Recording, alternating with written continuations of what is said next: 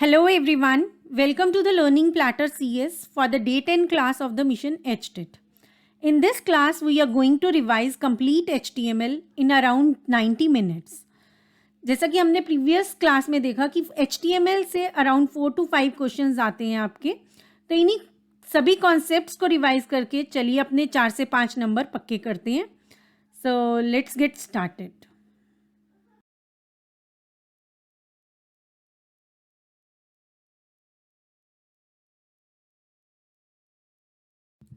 अगर आपने चैनल को अभी तक सब्सक्राइब नहीं की है तो सब्सक्राइब कर लीजिए ताकि आने वाले वीडियोस और क्लासेस की नोटिफिकेशंस आपको टाइमली मिलती रहें.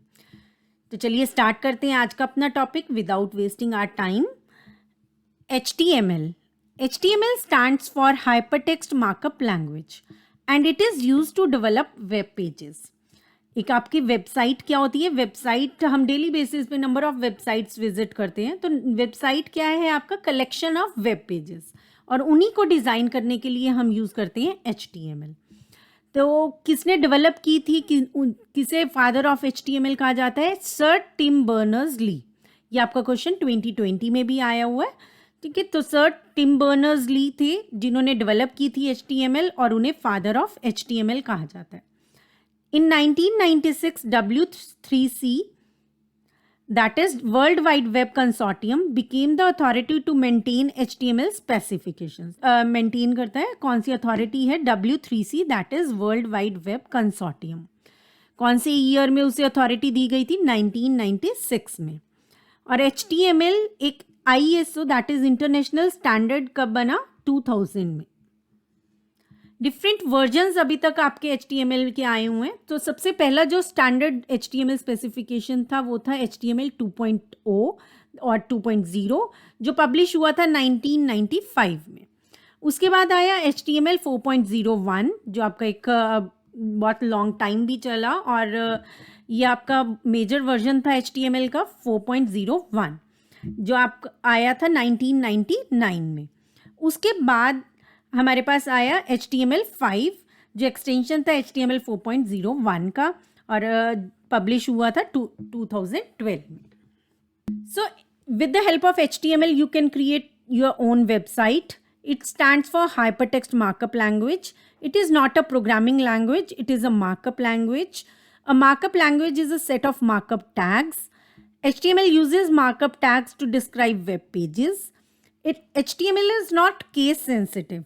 So you capital P and small p. Suppose paragraph tag is there. So capital P and small p both are same. It is not case sensitive.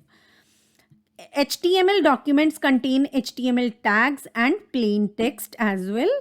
It is platform independent. That is, it works on all operating systems. ठीक है, तो ये आपका platform independent होता है, किसी भी operating system पर वर्क करता है.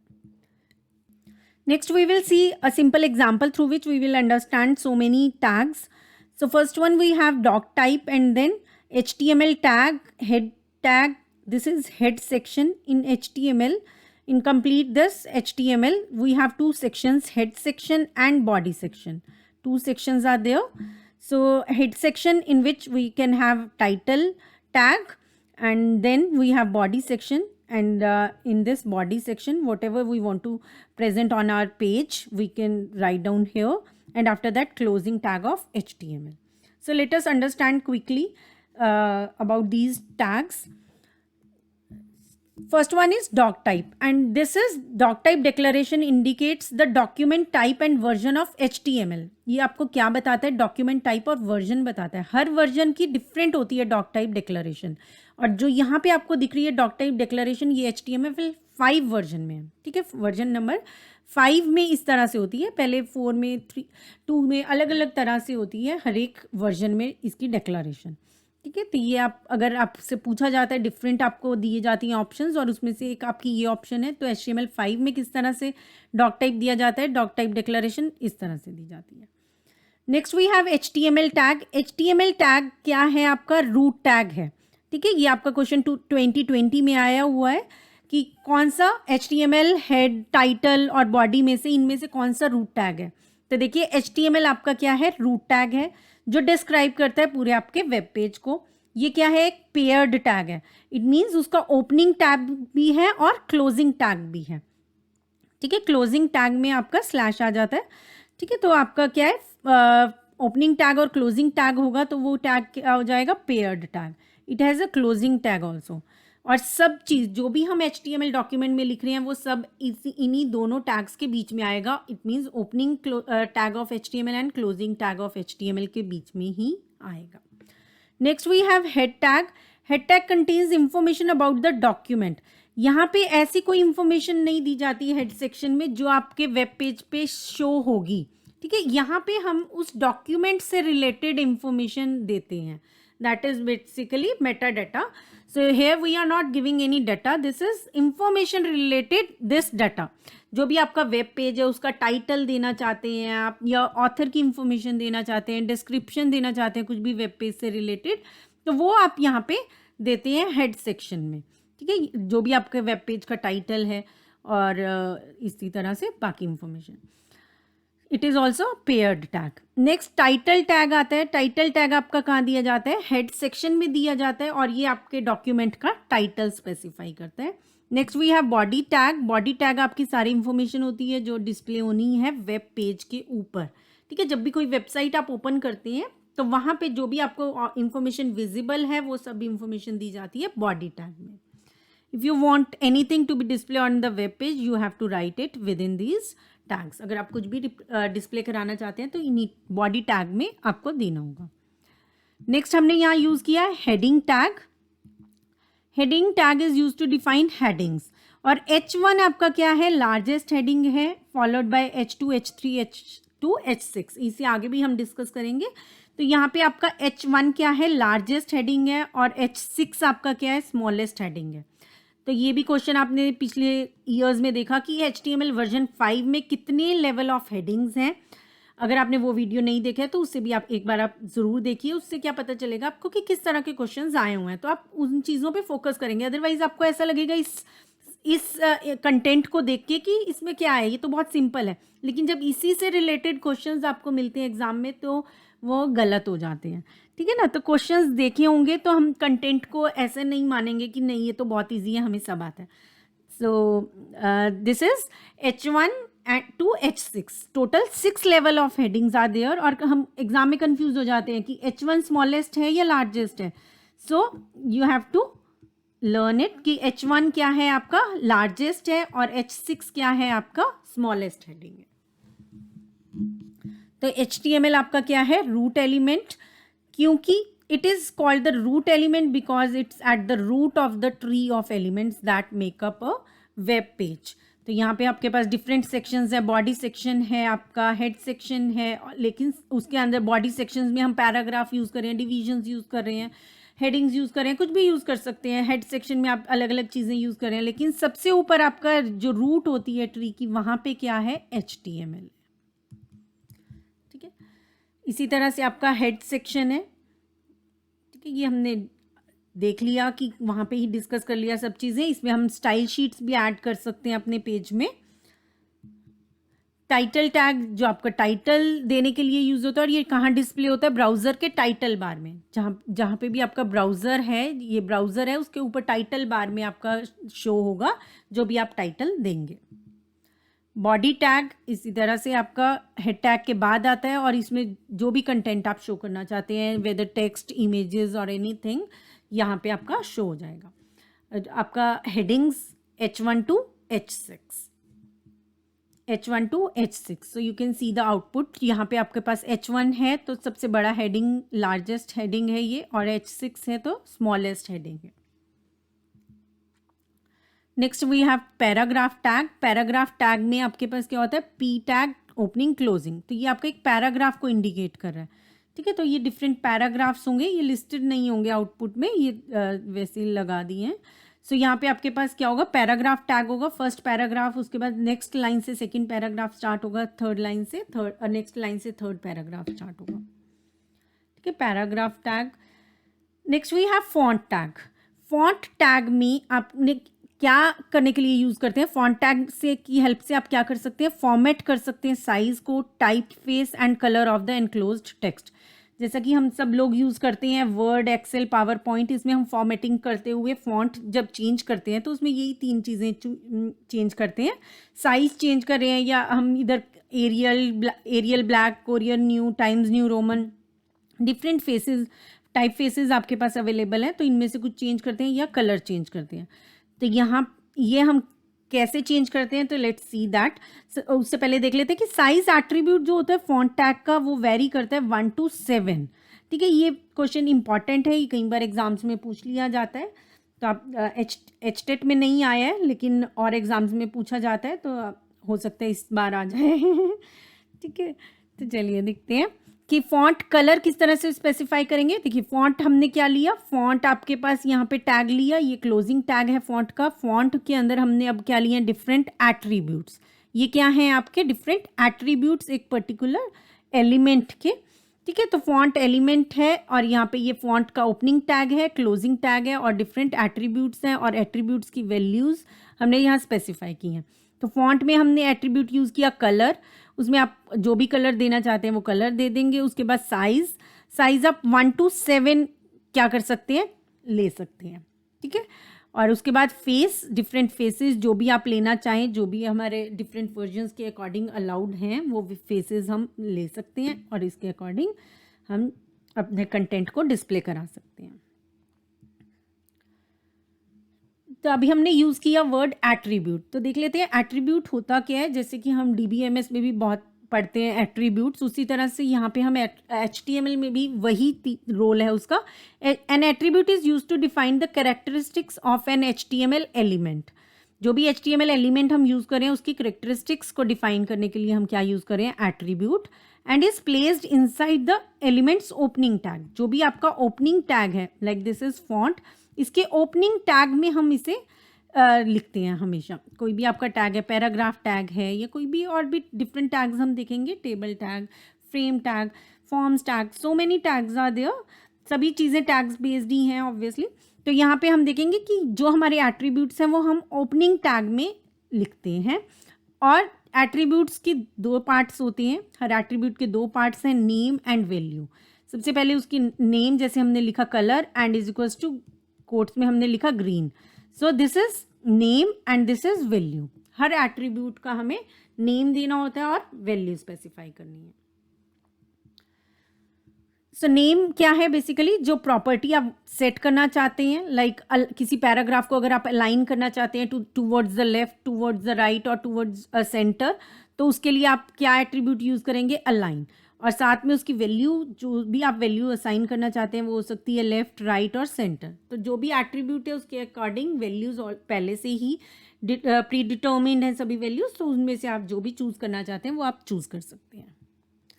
ठीक है, लाइक यहाँ पे हमने एक एट्रीब्यूट यूज़ किया पैराग्राफ में अलाइन एट्रीब्यूट। पैराग्राफ टैग में हम क्या यूज़ करें, अलाइन एट्रीब्यूट, जिसकी वैल्यू लेफ्ट, सेंटर और राइट हो सकती है। ठीक है, तो आप ये टैग्स देखते जाइए, इनमें से कुछ भी आपके एग्जाम में आ सकता है। ठीक है, तो इसमें से HTML में आपको बेसिकली आता क्या है, या तो कुछ भी आउटपुट पूछ लेंगे या कोई टैग के बारे में पूछ लेंगे, तो आएगा इसी तरह से। ठीक है, तो बहुत ज़्यादा डिफ़िकल्ट क्वेश्चंस नहीं आते हैं HTML से। इसी तरह से कुछ बॉडी के एट्रीब्यूट्स देख लेते हैं। टेक्स्ट, BG कलर, बैकग्राउंड, जैसे हमने लिया बॉडी।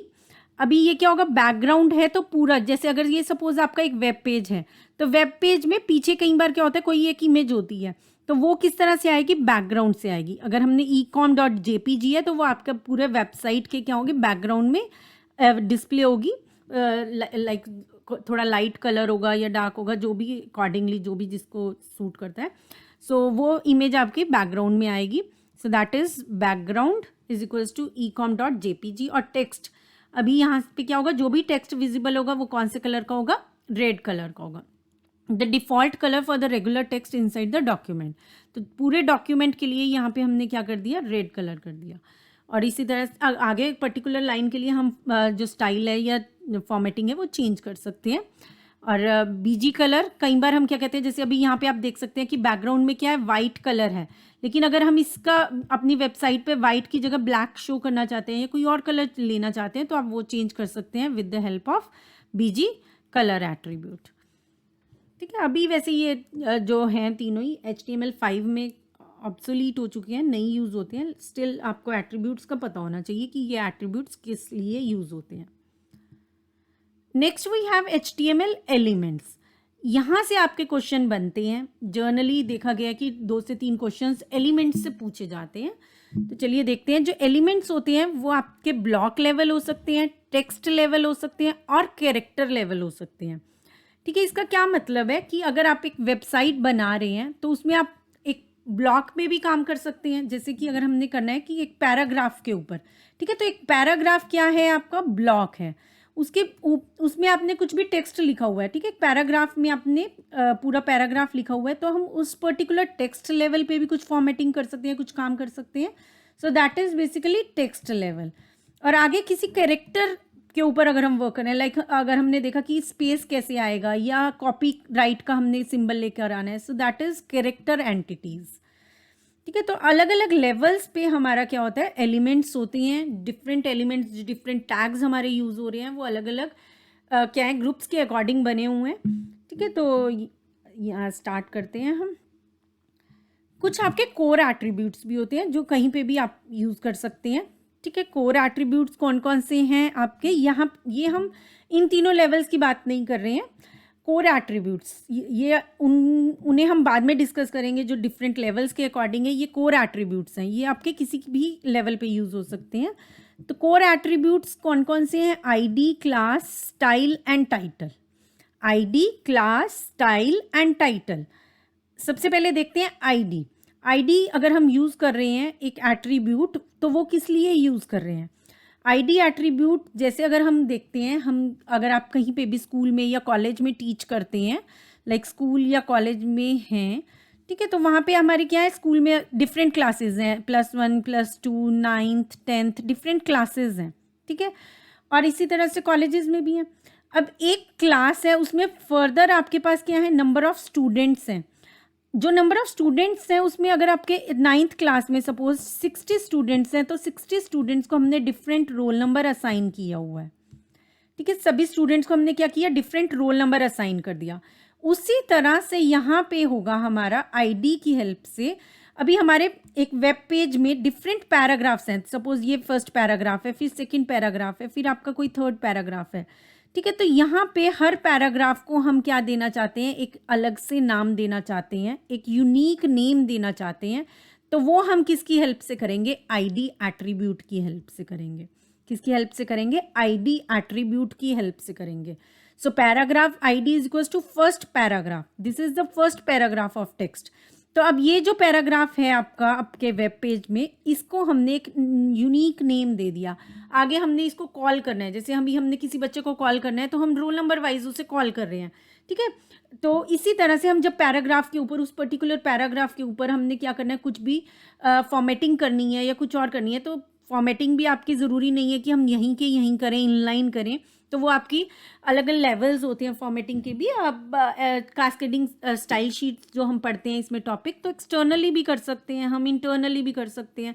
अलग अलग 3 लेवल्स होते हैं। ठीक है, तो इस बेसिकली यहाँ पे हमने आईडी क्यों दिया, आईडी सेट करने के लिए दिया एक यूनिक नेम, एक पर्टिकुलर टैग को उस डॉक्यूमेंट।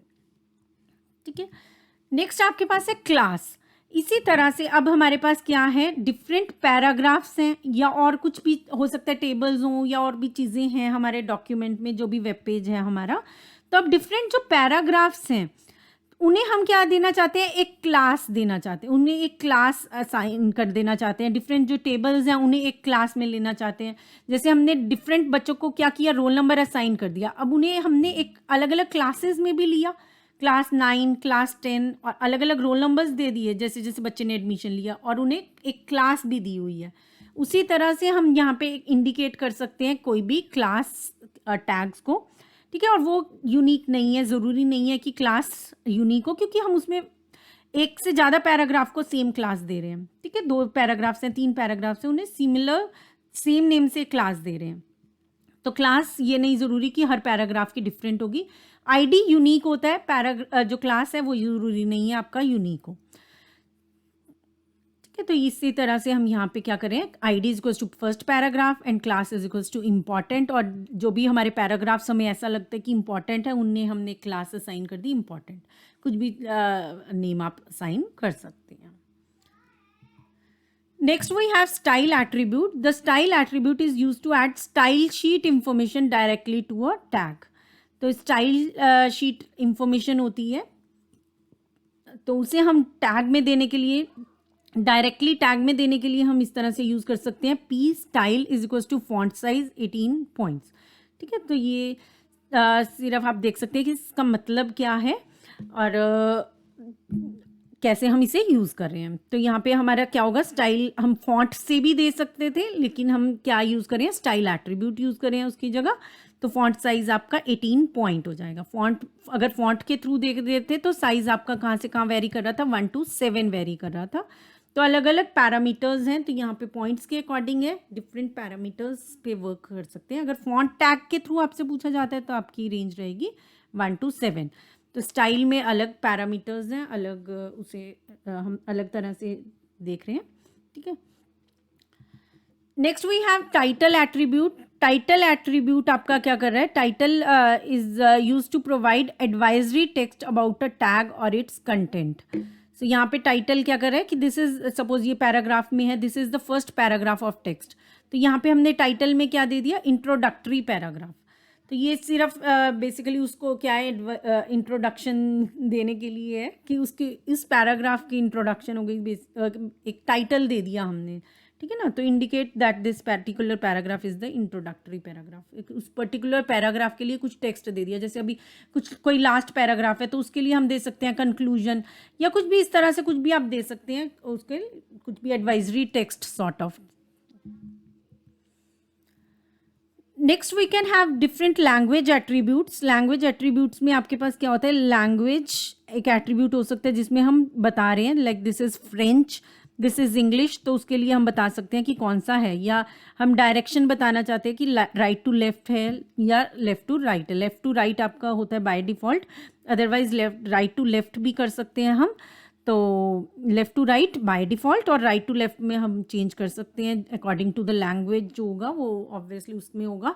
तो राइट टू लेफ़्ट हो सकता है या लेफ़्ट टू राइट हो सकता है, और लैंग्वेज आपकी जो भी है वो इस तरह से आपका हो सकती है। ठीक है, तो कई बार हमारे पास सिंपल इसी तरह से टैग आ जाते हैं, लेकिन हम अवेयर नहीं होते हैं कि क्या है वो टैग। तो यहाँ पे आपको पता चल रहा है कि टैग एट्रीब्यूट हम किस लिए यूज़ कर रहे हैं, sorry language attribute So let us see next block level elements. So block level elements define structural content blocks such as paragraphs, lists. If a document is written carefully in a block style, it may be possible to improve its machine readability. तो देखिए यहाँ पे एक block structure document दिखाया गया है। यहाँ पे आप देख पा रहे हैं कि हेडिंग्स, पैराग्राफ्स, लिस्ट्स, कोई एड्रेस है, अलग अलग से कॉलम वाइज कोई इमेज, इस तरह से हमने क्या किया, ब्लॉक वाइज स्ट्रक्चर्ड किया इस डॉक्यूमेंट को। तो हम डिफरेंट ब्लॉक लेवल एलिमेंट्स देख रहे हैं, जिसमें सबसे पहले आपके पास है हेडिंग्स। हेडिंग्स हमने देखा H1 to H6 है, तो 6 लेवल ऑफ हेडिंग्स है। H6 आपका क्या है, सबसे कम इम्पॉर्टेंट वाला हेडिंग, और H1 क्या है, सबसे मोस्ट इम्पॉर्टेंट वाला हेडिंग। नेक्स्ट हमारे पास आता है अलाइन एट्रीब्यूट। अलाइन में इसी तरह से हम हेडिंग को भी अलाइन कर सकते हैं, पैराग्राफ को भी अलाइन कर सकते हैं, आप जिसको भी अलाइन करना चाहते हैं, लाइक राइट में, लेफ्ट में या सेंटर में, कहीं पे भी आप अलाइन करना चाहते हैं तो उन्हें आप अलाइन करेंगे with the help of align attribute. तो ये सारे आपके क्या हैं, ब्लॉक लेवल एलिमेंट्स हैं। ठीक है, तो ये हम पहले डिस्कस कर चुके हैं, तो हम अभी डिटेल में नहीं देख रहे हैं, लेकिन आपको ये बताने के लिए यहाँ पे इंक्लूड किए गए हैं ताकि आपको पता रहे कि कौन कौन से ब्लॉक लेवल एलिमेंट्स हैं। अभी क्वेश्चन की आ जाए by chance, which of the following are block level elements, तो आपको पता होना चाहिए कि हेडिंग्स क्या है, ब्लॉक लेवल एलिमेंट है। Align is a block level element, align is basically attribute. ठीक है, तो ये तो एलिमेंट में नहीं आएगा। Next we have paragraph. तो पैराग्राफ आपका क्या है, एक block level element. Next we have center and division. Center tag, यहाँ पे देखिए ये टैग की तरह यूज़ हुआ है, एट्रीब्यूट की वैल्यू की तरह यूज़ नहीं हुआ है। तो सेंटर और जो आपका डिव है, डिवीजन टैग, ये भी आपके क्या है, ब्लॉक लेवल एलिमेंट्स हैं। सेंटर और डिव भी आपके ब्लॉक लेवल एलिमेंट्स हैं।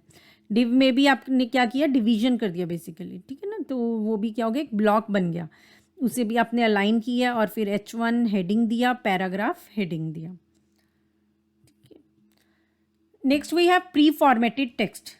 देखिए प्री फॉर्मेटेड टेक्स्ट में क्या है बेसिकली कि कई बार हम क्या करते हैं, अदरवाइज हम पैराग्राफ टैग में अगर स्पेसिस के साथ भी कुछ मेंशन करें, like this THIS, this is my web page, ठीक है, अगर स्पेस भी लिख रहे हैं ना तो वो क्या होता है, वो इग्नोर कर देता है। जब भी आपका कोई भी ब्राउज़र पे आप इसे रन करेंगे तो ब्राउज़र क्या करेगा, ये जो स्पेसिस हमने इन बिटवीन दिए हैं इन्हें क्या करेगा, इग्नोर कर देगा और इसे सिर्फ इस तरह से लिखेगा, this is my web page, this is my web page, ठीक है, इस तरह से शो करेगा। जो हमने स्पेसेस दिए, कुछ भी फॉर्मेटिंग करी, वो इग्नोर कर देगा। तो अगर आप चाहते हैं कि जो आपने फॉर्मेटिंग करी है उसी तरह से आपका डाटा जो भी आप रिप्रेजेंट करना चाहते हैं, डिस्प्ले कराना चाहते हैं वेब पेज में हो, तो उसके लिए आप यूज़ करेंगे प्री एलिमेंट, ठीक है। तो यहाँ पे आप देख पा रहे हैं कि यहाँ पे हमने क्या यूज़ किया, प्री। तो अब जिस तरह से भी आपने यहाँ पे लिखा हुआ है this is pre formatted text, तो ये इसी तरह से आएगा, ठीक है। TEXT इसी तरह से आपका डिस्प्ले होगा, ऐसा नहीं होगा TEXT नहीं डिस्प्ले करेगा। आप एक नोटपैड में कोई भी फाइल बना के एग्जीक्यूट भी करके देख सकते हैं, ठीक है, तो और क्लैरिटी हो जाती है और नहीं भूलते हैं लॉन्ग टर्म्स तक अगर हमें प्रैक्टिकली करके देखते हैं तो। लेकिन अगर हम पैराग्राफ में, देखिए सिंपली अगर हम पैराग्राफ में लिख रहे हैं, सेकंड केस में हम क्या करें, पैराग्राफ में इस तरह से लिख रहे हैं तो वो क्या करेगा, स्पेसेस और जो रिटर्न्स है वो सब क्या होंगे, लॉस्ट हो जाएंगे, ठीक है, वो उन्हें क्या करेगा, कंसीडर नहीं करेगा। लेकिन अगर आप प्री में लिखते हैं तो ये सब डाटा जो आपने यहाँ पे डिस्प्ले कराया कंटेंट, वो एज इट इज डिस्प्ले होगा। नेक्स्ट आपका ब्लॉक लेवल में एक आ जाता है हॉरिजॉन्टल रूल्स। इसके लिए हमने देखा था कि HR टैग हमने यूज़ किया है, HR टैग भी बोल देते हैं और एलिमेंट भी बोल देते हैं, इनमें दोनों में डिफरेंस है, वो हम डिस्कस करेंगे, लेकिन इंटरचेंजेबली हम दोनों टर्म्स को यूज़ कर लेते हैं, टैग एंड एलिमेंट।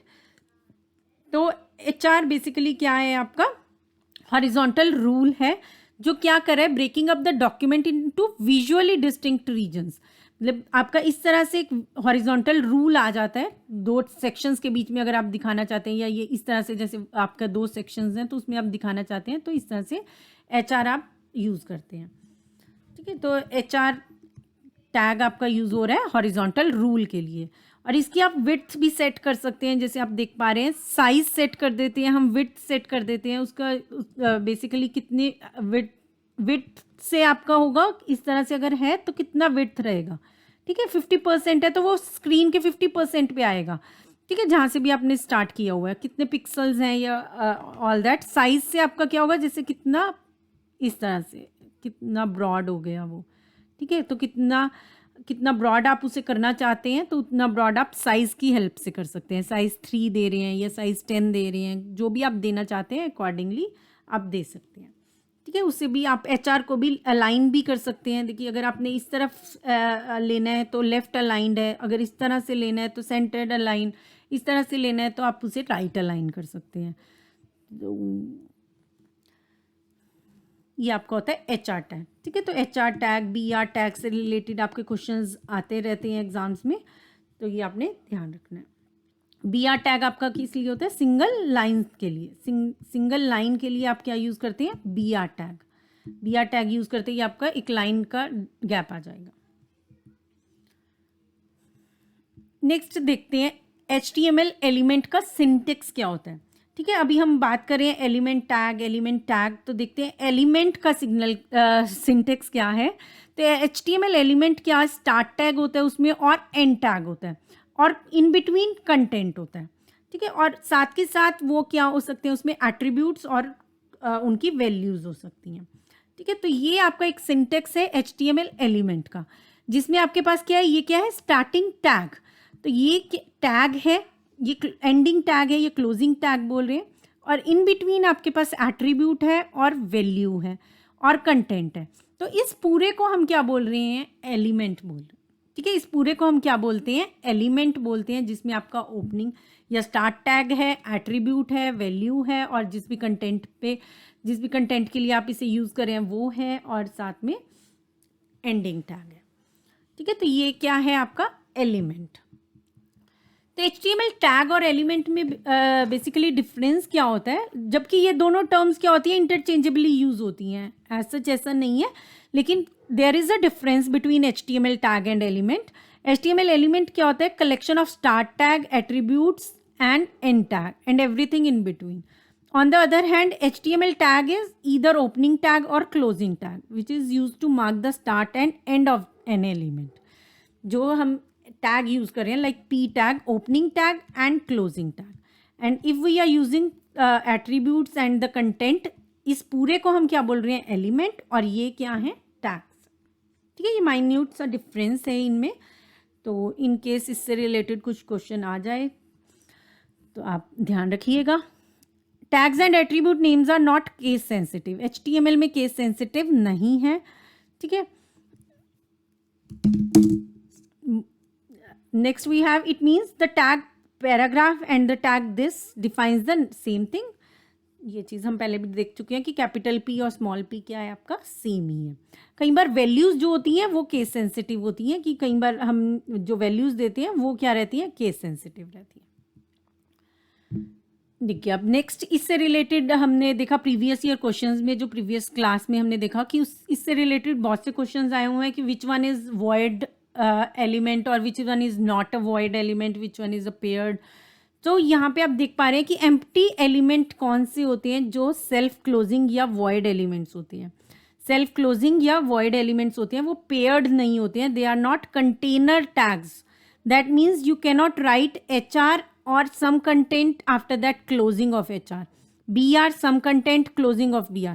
सिर्फ हम क्या लिखते हैं, HR लिख रहे हैं. ठीक है, उसके बीच में कुछ नहीं लिख रहे हैं, कोई भी कंटेंट नहीं दे रहे हैं हम. ठीक है, that's why they are known as empty elements. They are not container tags. That means you cannot write like this. ठीक है, उन दोनों ओपनिंग और क्लोजिंग के बीच में आप कुछ नहीं लिख रहे हैं, सिर्फ ओपनिंग टैग है और उसमें ही कुछ एट्रीब्यूट स्पेसिफाई कर रहे हैं, तो दैट्स इट. ठीक है, तो HR, BR ये सब टैग आपके क्या हैं. और यहाँ पे भी आप कुछ और टैग्स देख पा रहे हैं. अब IMG, input, link, Meta, HR ये सभी टैग्स आपके क्या हैं, एम्प्टी टैग हैं या एम्प्टी एलिमेंट्स हैं, या जिन्हें हम बोलते हैं void elements, self closing elements. Nesting HTML elements, हम अपने जो भी HTML एलिमेंट्स हैं उन्हें नेस्ट भी कर सकते हैं. जैसे हम नेस्टिंग करते हैं लूप्स की, वी ऑल आर अवेयर कि हम लूप्स में नेस्टिंग करते हैं. फॉर में फॉर, इफ देन एल्स भी नेस्टिंग करते हैं. ठीक है, तो एक लूप के अंदर दूसरा लूप यूज़ करते हैं. इसी तरह से हम एक टैग में दूसरा टैग भी यूज़ कर सकते हैं. यहाँ पे आप देख पा रहे हैं कि पैराग्राफ टैग है. पैराग्राफ टैग में हमने क्या यूज़ किया, बोल्ड टैग. ठीक है, बोल्ड. पैराग्राफ एलिमेंट में हमने क्या यूज़ किया, बोल्ड एलिमेंट. अगर हम एलिमेंट की टर्म में बोले तो बोल्ड एलिमेंट हमने कहाँ यूज़ किया, पैराग्राफ एलिमेंट में. तो आप देख पा रहे हैं कि ये आपका डिस्प्ले होगा बोल्ड में. ठीक है, और बाकी here is some bold text, here is some emphasised text, here is some highlighted text. ठीक है, तो जो भी आपका होगा टैग, उसी के अकॉर्डिंग आपको आउटपुट मिल जाएगी. ठीक है, तो nesting is possible. Next comments. Comments कई बार पूछ लिए जाते हैं, कभी C++ के अलग अलग किसी लैंग्वेज के कमेंट्स पूछ लिए जाते हैं कि इस लैंग्वेज में किस तरह से लिखते हैं. तो यहाँ पे हम देख रहे हैं HTML के कमेंट्स किस तरह से लिखे जाते हैं. HTML में कमेंट्स एंगुलर ब्रैकेट्स में लिखे जाते हैं. एंगुलर ब्रैकेट्स में इस तरह से आप डबल डैश और इधर भी डबल डैश, और then write down in between whatever you want to write. ठीक है, तो ये आपका क्या होगा, HTML कमेंट होगा. तो आपने याद रखना है कि किस तरह से हम HTML में कमेंट्स लिखते हैं. So HTML comments starts with this and ends with this. Next we have physical text formatting elements. अभी हमने कुछ देखे ब्लॉक लेवल एलिमेंट्स. ठीक है, तो नेक्स्ट आप देख रहे हैं physical text level elements. Text level elements, ठीक है, टेक्स्ट के लेवल पर कि अगर कोई टेक्स्ट है तो उस पर हम क्या क्या कर सकते हैं, उसके लिए जो एलिमेंट्स हैं, फॉर्मेटिंग एलिमेंट्स हैं बेसिकली. ये आई टैग यूज़ करते हैं इटैलिक्स के लिए. ठीक है, बी टैग आप यूज़ कर रहे हैं बोल्ड के लिए. TT टैग, इसके ऊपर क्वेश्चन हमने देखा प्रीवियस ईयर में भी आया हुआ था कि मोनोस्पेस्ड के लिए हम कौन सा टैग यूज़ करते हैं. 4 टैग्स दिए हुए थे, 4 ऑप्शंस थी, उसमें से 2 तो आपके टैग्स होते ही नहीं. ठीक है, तो वो आपने नहीं देखा है तो आप प्रीवियस जो हमारी वीडियो है वो ज़रूर देखें. क्योंकि PYQ से जितना कुछ आपको पता चल सकता है उतना आप इससे पूरा सब्जेक्ट अगर स्टडी करें तब भी नहीं पता चल पाएगा, ठीक है। तो next we have underline tag, then we have strike through. Strike से क्या होगा, आपका स्ट्राइक कट हो जाएगा वो, ठीक है। कोई भी अगर है तो स्ट्राइक, इसी के ऊपर अगर हम स्ट्राइक थ्रू करें तो वो कट हो जाएगा। Next we have S tag, ये भी आपका ऑल्टरनेटिव एलिमेंट या टैग है स्ट्राइक थ्रू का। स्ट्राइक से भी कट इस तरह से स्ट्राइक थ्रू होगा और एस से भी सेम ही काम होगा। सब से सबस्क्रिप्ट हो जाएगा, लाइक CO2 H2O सबस्क्रिप्ट हो जाएगा। SUP से आपका सुपरस्क्रिप्ट हो जाएगा 2⁻10, तो 10 आपका यहाँ पे क्या है, सुपरस्क्रिप्ट। नेक्स्ट बिगर फॉन्ट के लिए 1 फॉन्ट साइज बिग हो जाएगा, जो भी हमारा है, जो भी जितना भी आप दे रहे हैं उससे बिग हो जाएगा। और स्मॉल से आपका स्मॉलर फॉन्ट हो जाएगा, ठीक है। स्मॉल से आपका क्या हो जाएगा, स्मॉलर फॉन्ट हो जाएगा। नेक्स्ट है लॉजिकल टेक्स्ट फॉर्मेटिंग एलिमेंट। इससे तो क्या था, आपका फिजिकली उनके ऊपर मतलब कुछ इफेक्ट आएगा, जो भी आप डाटा यूज़ करें, कंटेंट यूज़ कर रहे हैं इन टैग्स के इन बिटवीन, उसके ऊपर क्या आएगा, इफेक्ट आएगा फिजिकली, ठीक है। और लॉजिकली मीन्स हम उसका क्या करें, मीनिंग स्पेसिफाई करें सिर्फ, ठीक है। तो एब्रीविएशन, कुछ भी आप एब्रीविएशन देना चाह रहे हैं तो आप यहाँ पे देंगे, ठीक है। इससे रिलेटेड भी एक क्वेश्चन हमने देखा प्रीवियस ईयर में, ठीक है, जिसमें हमने BGP का पता नहीं किसकी थी, बॉर्डर गेटवे समथिंग लाइक कुछ फुल फॉर्म थी, ठीक है। तो वो हमने देखी थी। तो अगर फुल फॉर्म हमें स्पेसिफाई करनी है तो वह यहाँ पे हम स्पेसिफाई कर रहे हैं, इसके थ्रू करें, एब्रीविएशन के through. This is citation. Code element use करते हैं सोर्स कोड के लिए। डेफिनेशन के लिए ये सिर्फ क्या है, सभी चीज़ें जो जिनके मीनिंग्स हमें पता है कि ये चीज़ होती है, सिर्फ वहाँ पे हम इन्हें क्या करेंगे, स्पेसिफाई करेंगे, ठीक है। इसका बहुत ज़्यादा कुछ इफ़ेक्ट वैसे नहीं आएगा आपके कंटेंट के ऊपर। कोई डेफिनेशन है तो उसको हम DFN कोड एलिमेंट लेंगे, उसमें स्पेसिफाई कर देंगे। एम्फेसिस EM, ठीक है, एम्फेसिस से एम्फेसाइज होगा वो, ठीक है। और की स्ट्रोक की KBD टैग यूज़ कर रहे हैं। Sample SAMP। Strong emphasis, strong हो जाएगा। स्ट्रॉन्ग जो होता है आपका वो बोल्ड की तरह ही यूज़ होता है, उसमें भी बोल्ड हो जाता है, लेकिन इसे लॉजिकल में हमने क्यों लिया है, क्योंकि बोल्ड और स्ट्रॉन्ग में क्या डिफरेंस है, बोल्ड और स्ट्रॉन्ग, ठीक है। बोल्ड भी क्या करेगा, आपका कोई है सपोज कंटेंट टेक्स्ट हम ले लेते हैं, तो बोल्ड भी क्या करेगा, उसे बोल्ड कर देगा, ठीक है, इस तरह से बोल्ड कर देगा। और स्ट्रॉन्ग भी क्या करेगा, उसे बोल्ड कर देगा, ठीक है। सेम ही काम करता है स्ट्रॉन्ग भी, लेकिन हम इसे लॉजिकल में क्यों ले रहे हैं, क्योंकि इसको हम क्या कहना चाहते हैं, इस पे हम फोकस करवाना चाहते हैं, ठीक है। जो भी हमारा यूज़र है, जो भी हमारे वेबसाइट पे आया है, हमारी वेब पेज को रीड कर रहा है, हम उसका क्या चाहते हैं, उसका चाहते हैं कि इस पे फोकस करे, ठीक है। स्ट्रॉन्ग एम्फेसिस के लिए बेसिकली हम यूज़ कर रहे हैं इसे स्ट्रॉन्ग को, इसलिए ये आपका आया है लॉजिकल की कैटेगरी में। ये भी बोल्ड करेगा, but what is the difference कि हम इसमें सिर्फ बोल्ड करा रहे हैं, लेकिन स्ट्रॉन्ग में हमारा क्या है कि हम उस पर ज़्यादा फोकस करवाना चाहते हैं, मतलब उसकी इम्पॉर्टेंस बेसिकली, ठीक है ना, कि इम्पॉर्टेंस उस टेक्स्ट की ज़्यादा है, इसलिए हम क्या यूज़ करेंगे, स्ट्रॉन्ग टैग यूज़ करेंगे, ठीक है। अभी कोई प्रोग्रामिंग वेरिएबल है तो हम इसमें मेंशन कर सकते हैं var टैग में। तो चलिए नेक्स्ट देखते हैं कैरेक्टर एंटिटीज़। तो अगर आपको चाहिए कोटेशन मार्क तो आप यूज़ करेंगे ampersand and after that semicolon is also there, ठीक है, सेमीकॉलन भी आपको यूज़ करना है। And after that we have ampersand sign, तो एम्परसेंट साइन के लिए आप यूज़ करेंगे ampersand and then AMP semicolon. Ampersand LT less than के लिए, ampersand greater than GT semicolon greater than के लिए, और TM के लिए आप इसे यूज़ करेंगे। एम्परसेंट MBSP के लिए आप क्या करेंगे, स्पेस के लिए, सिंगल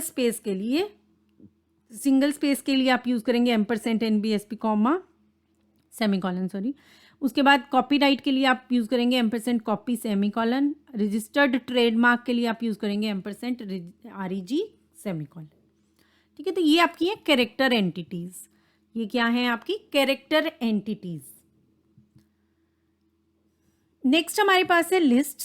लिस्ट 3 तरह की होती हैं, अनऑर्डर्ड, ऑर्डर्ड और डेफिनेशन लिस्ट। ठीक है, तो जल्दी जल्दी से कवर करते हैं। तो यहाँ पे देखिए सबसे पहले है अनऑर्डर्ड लिस्ट। अनऑर्डर्ड लिस्ट मतलब जिसमें आपके पास 1 2 3 नहीं होगा, ऑर्डर नहीं होगा, कोई भी ABC अगर इस तरह से है तो वो क्या होगी, ऑर्डर्ड लिस्ट होगी।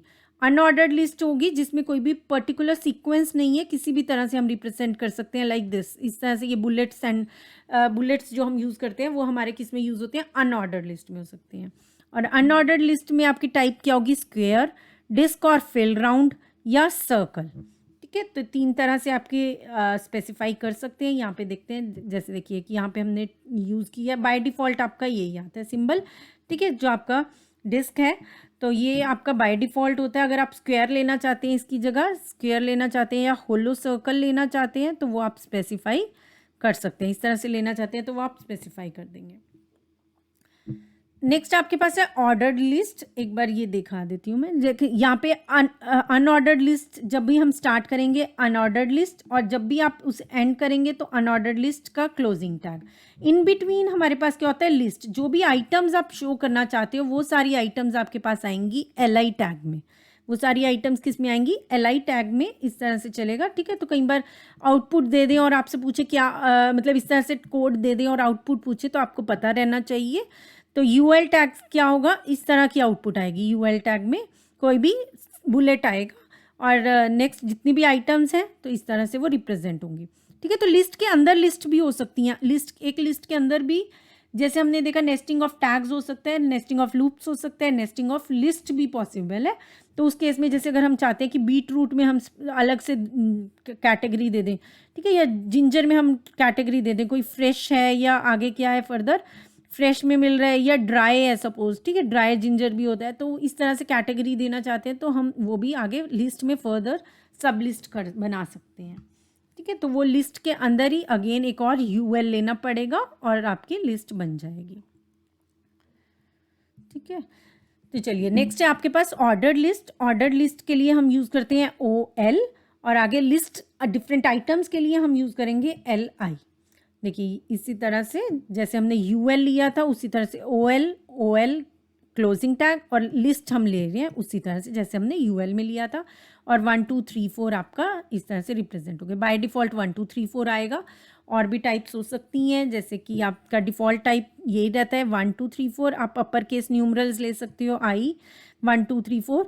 इसी तरह से आपके पास स्मॉल I की फॉर्म में होता है 1 2 3 4 रोमन में जैसे हमारा चल रहा है। और नेक्स्ट हम ले सकते हैं upper case letters, lower case letters, ये सब आप ले सकते हैं ऑर्डर्ड लिस्ट में। तो आपका आपने टाइप चेंज किया तो वो यहाँ से आ जाएगा। अब नेक्स्ट आपके पास देखिए ये सभी टाइप्स आपके शो किए हुए हैं कि ये भी टाइप हो सकता है, ये भी और ये भी। ये तो ये सब आपको पता रहना चाहिए कि ये किसके टाइप्स हैं, ऑर्डर्ड लिस्ट के टाइप्स हैं। किसकी टाइप्स हैं, ये सभी ऑर्डर्ड लिस्ट की टाइप्स हैं। और अगर आप इन केस स्टार्ट 1 से नहीं करना चाहते हैं, कहीं और से स्टार्ट, किसी और नंबर से स्टार्ट करना चाहते हैं तो दैट इज़ ऑल्सो पॉसिबल। और उसके लिए आपको कौन सा एट्रीब्यूट लेना होगा, स्टार्ट एट्रीब्यूट लेना होगा। तो A के केस में वो कहाँ से स्टार्ट हो जाएगा, D से स्टार्ट हो जाएगा। ठीक है, A के केस में कहाँ से स्टार्ट होगा, D से स्टार्ट होगा। I के केस में 4 से देखिए स्टार्ट हो रहा है, इस केस में ये वाला 4 से स्टार्ट होगा और यहाँ पे इस 4 से स्टार्ट हो जाएगा। ठीक है, तो start attribute can be used अगर आप 1 से स्टार्ट नहीं करना चाहते हैं।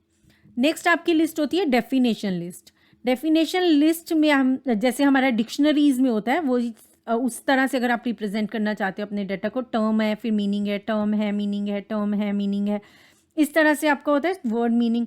ठीक है, तो उसी तरह से यहाँ पे आपका डेफिनेशन लिस्ट में होता है। स्टार्ट करते हैं हम लिस्ट को DL से, टर्म लेते हैं DT से, DD से उस टर्म की डेफिनेशन होती है और DL से एंड हो जाता है लिस्ट का। ठीक है, तो देखते हैं, जैसे देखिए आप यहाँ पे DL लिया हमने स्टार्ट करने के लिए और DL यहाँ पे लिया क्लोज करने के लिए। ठीक है, यहाँ पे ये पूरा काम बॉडी में जो हो रहा है ये लिस्ट से रिलेटेड है। तो यहाँ सबसे पहले हमने क्या लिया, DT में हमने क्या लिया, बोल्ड किया HTML को, तो HTML बोल्ड आ जाएगा। उसके बाद this stands for hypertext markup language. तो इस DD में जब लेंगे तो वो अपने आप ही इस तरह से शो होगा, वर्ड एंड देन मीनिंग, या कोई भी वर्ड है उसकी डेफिनेशन है। Next we have HTTP, next हमारा एक और वर्ड आया और उसके साथ लिखा आ गया this stands for hypertext transfer protocol. So this is definition list. तो आपकी 3 तरह की लिस्ट होती है, unordered list, ordered list and definition list. 3 तरह की लिस्ट है। आपको पता होना चाहिए कि तीनों को हम किस तरह से डिफाइन कर रहे हैं और कौन कौन से टैग्स यूज़ कर रहे हैं। ठीक है, तो ये इम्पॉर्टेंट है, कभी भी एग्ज़ाम में आ सकता है, किसी भी एग्ज़ाम में। नेक्स्ट हम देख रहे हैं इमेजेस। इमेज को कैसे हमने इंसर्ट करना है अपने वेब पेज के ऊपर। तो इमेज के लिए IMG टैग भी जो होता है वो आपका इंपॉर्टेंट रहता है, कई बार पूछा जाता है ये। तो IMG टैग यूज़ होता है। IMG टैग भी आपका क्या है, एम्प्टी टैग है, इसे हमें क्लोज करने की ज़रूरत नहीं पड़ती है। और IMG टैग देन SRC ज़रूरी है, और बाकी कोई एट्रीब्यूट आप यूज़ करें ना करें। ऑब्वियसली अगर आप एक इमेज इंसर्ट करना चाह रहे हैं तो कोई कहीं से इमेज को उठा के लेके आएंगे, तो SRC क्या बता रहा है आपको, सोर्स बता रहा है, इमेज का URL देगा। ठीक है, जो भी URL है वो आप कहाँ पे दे रहे हैं, SRC एट्रीब्यूट के थ्रू स्पेसिफाई कर रहे हैं। तो IMG tag is use to insert any image in your web page. तो यहाँ पे बॉडी में हमने कुछ भी इमेज इंसर्ट करनी है तो हम यहाँ पे लिख देंगे IMG SRC, सपोज ecommerce.jpg, तो आपने वो दे दिया। ठीक है, उसकी इमेज की अगर हाइट और विड्थ आप सेट करना चाहते हैं तो हाइट और विड्थ आप एट्रीब्यूट यूज़ करेंगे। और हाइट जो हो सकती है, विड्थ हो सकती है, वो या तो पिक्सल्स में स्पेसिफाई होगी या परसेंटेज में स्पेसिफाई होगी। तो अगर 100% आपका स्क्रीन का साइज़ है तो अगर आप उसको 50% चाहते हैं तो 50% दे सकते हैं, अदरवाइज आप पिक्सल्स की फॉर्म में दे सकते हैं। जो छोटे छोटे डॉट्स हैं, ठीक है, तो वो पिक्सल्स के अकॉर्डिंग आप 50 पिक्सल्स, 100 पिक्सल्स, जितना बिग चाहते हैं उतने पिक्सल्स की फॉर्म में आप उसे स्पेसिफाई कर सकते हैं। इमेज का बॉर्डर अगर आप देना चाहते हैं तो दे सकते हैं। ठीक है, तो अगर 0 देते हैं बॉर्डर में तो बॉर्डर नहीं विजिबल होगा। और अगर आपने बॉर्डर 3 दी है, तो जैसे देखिए ये एक इमेज ही मान लीजिए, तो यहाँ पे इसका एक क्या आ रहा है, बॉर्डर आ रहा है। ठीक है, तो इसी तरह से हम इमेज का भी बॉर्डर दे सकते हैं। तो बॉर्डर के लिए आप क्या एट्रीब्यूट यूज़ करोगे, border attribute. Next we have tables. Tables जैसे हम अदरवाइज अपने कहीं पे भी टेबल्स HTML में, वर्ड में, एक्सेल में तो होता ही है, एक्सेल, वर्ड में, पावर पॉइंट में, कहीं पे भी हम टेबल्स क्रिएट करते हैं, उसी तरह से हम अपने वेब पेज पे भी करते हैं। वेब पेज पे टेबल्स क्रिएट करने के लिए हमें यूज़ करना होता है टेबल टैग। टेबल टैग के बीच में हमें यूज़ करने होते हैं हर पर्टिकुलर रो के लिए। रो की स्टार्टिंग में हम यूज़ करेंगे TR टैग, और उसमें जो भी वैल्यूज़ डालते जा रहे हैं हम डाटा में, तो डाटा सेल्स में जो भी हम डाटा एंटर कर रहे हैं उसके लिए हम यूज़ करेंगे TD टैग। सबसे पहले टेबल टैग, सभी टैग्स को क्लोज भी करना होगा आपको। ठीक है, table tag, TR tag and TD tag. एक एग्जांपल देख लेते हैं जिससे आपको और क्लियर हो जाएगा, ताकि कोई आउटपुट वाला क्वेश्चन आए तो आप कर पाएँ। हेड सेक्शन लिया हमने, HTML टेबल्स यूज़ किया। फिर हमारा ये बॉडी सेक्शन है, बॉडी सेक्शन में हमने टेबल का बॉर्डर दिया 1। टेबल, ये आपका क्या है, टेबल टैग। टेबल टैग देने से आपके पास क्या हो गया कि एक टेबल क्रिएट होने वाला है। ठीक है, अब हमने TR लिया, मतलब रो, एक रो आ रही है। इसके बाद तो हमें पता नहीं है कि नहीं है। फर्स्ट रो अभी हमने क्रिएट की, उसमें हमने TD लिया, फर्स्ट TD लिया, उसमें क्या लिखा हमने, रो 1 एंड कॉलम 1, रो 1 कॉलम 1। उसके बाद एक और TD टैग लिया, तो इट मीन्स रो 1 कॉलम 2। अब हमने क्या किया, TR क्लोज कर दिया, तो इट मीन्स फर्स्ट रो बंद हो गई। उसके बाद एक रो और ले रहे हैं हम, सेकेंड रो जब लिया तो रो 2 कॉलम 1 एंड रो 2 कॉलम 2, और ये आपका बन गया टेबल।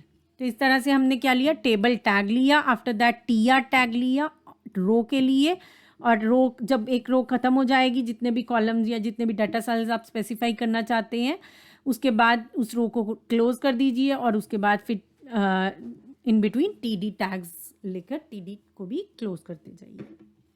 आफ्टर लास्ट में क्या हो जाएगा, आपका टेबल टैग भी क्लोज हो जाएगा। टेबल को अगर कोई हेडिंग देना चाहते हैं तो आप टेबल TH टैग यूज़ कर सकते हैं। देखिए, जैसे हम अगर अपने टेबल में या पूरे टेबल का आप अगर हेडिंग देना चाहते हैं तो वो कैप्शन से यूज़ होगा। ठीक है, कैप्शन से होगा तो अब कैप्शन एट्रीब्यूट यूज़ होगा। लेकिन यहाँ पे हम क्या दे रहे हैं, जैसे हमने अगर टेबल में हेडिंग्स देने हैं, नेम्स, सैलरी, रोल नंबर, तो वहाँ पे अगर हम हेडिंग देना चाहते हैं तो उसके लिए आप यूज़ करेंगे TH टैग। कौन सा टैग यूज़ होगा? TH tag. टेबल के अंदर, टेबल में हेडिंग्स देना चाहते हैं तो कौन सा टैग यूज़ होगा? TH tag. और टेबल को कोई नेम देना चाहते हैं, जैसे हम डेटाबेस को कोई नेम दे देते हैं, उस तरह से टेबल को नेम देना चाहेंगे तो कैप्शन यूज़ होता है। नेक्स्ट आपके दो एट्रीब्यूट जो बहुत मेन हैं यहाँ पे attributes, cell padding and cell spacing. Cell spacing और सेल पैडिंग में इंटरव्यूज़ में भी क्वेश्चन पूछे जाते हैं, अगर वेब डेवलपर या उससे रिलेटेड कोई भी पोस्ट है। ठीक है, तो यहाँ पे आप देखिए सेल स्पेसिंग और सेल पैडिंग में डिफरेंस क्या है। सेल स्पेसिंग क्या है? It defines space between table cells. Table के सेल्स के बीच में, अगर ये एक सेल है और ये दूसरा सेल है, इनके बीच में अगर आप स्पेस जितना देना चाहते हैं वो आप स्पेसिफाई करेंगे सेल स्पेसिंग से। सेल स्पेसिंग से डिफरेंट सेल्स के बीच में स्पेस आपके पास स्पेसिफाई होगा। ठीक है, ये डिफरेंट सेल्स हैं तो इन सेल्स के, एक सेल का दूसरे सेल से कितना स्पेस डिस्टेंस रहेगा वो स्पेसिफाई करेगा सेल स्पेसिंग। और सेल पैडिंग क्या स्पेसिफाई करेगा? ये करेगा जो भी आपके एक सेल का बॉर्डर है, ये आपका एक सेल का बॉर्डर है, वेट, ठीक है, ये आपका एक सेल का बॉर्डर है और इसके साथ यहाँ पे जो भी कंटेंट है, ये जो आपका टेक्स्ट है, इसके बीच में कितना स्पेस रहेगा वो स्पेसिफाई करेगा सेल पैडिंग। वो आपका स्पेसिफाई करेगा cell padding. Cell spacing specify करेगा space between cells and cell padding distance between cell का borders and content within the cell. तो आप स्पेसिफाई कर सकते हैं cell padding is equals to 5, cell spacing is equals to 5। तो अगर 5 pixels आप लेना चाहते हैं, जितना भी स्पेस स्पेसिफाई करना चाहते हैं वो आप स्पेसिफाई कर देंगे in the terms of numbers like 1 2 3 4 5 6 7. Next we have call span and row span. So you will use call span attribute अगर आप merge करना चाहते हैं 2 columns को। अगर आप 2 columns को merge करना चाहते हैं तो आप यूज़ करेंगे call span।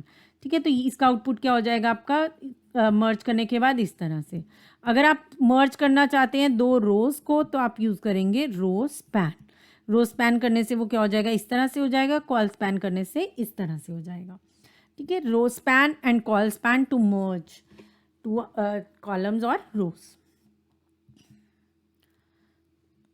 ठीक है, तो यहाँ पे हमने रो स्पैन यूज़ किया हुआ है, 2 किया, तो आपकी जो भी हम डाटा यूज़ कर रहे हैं उसमें जो भी टेबल है उसमें 2 रोज क्या हो जाएंगी? मर्ज हो जाएंगी। कॉल स्पैन यूज़ करने से ये 3 कॉलम्स हैं इस टेबल में, तो तीनों कॉलम्स क्या होंगे? इस वाली रो में मर्ज हो जाएंगे।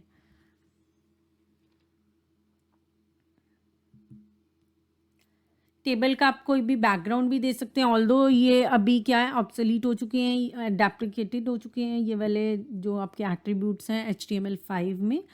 तो लेकिन वही चीज़ सेम है। BG कलर से क्या होगा? बैकग्राउंड कलर आ जाएगा, और बैकग्राउंड से क्या होगा? कोई भी इमेज आपके टेबल में आ जाएगी बैकग्राउंड में।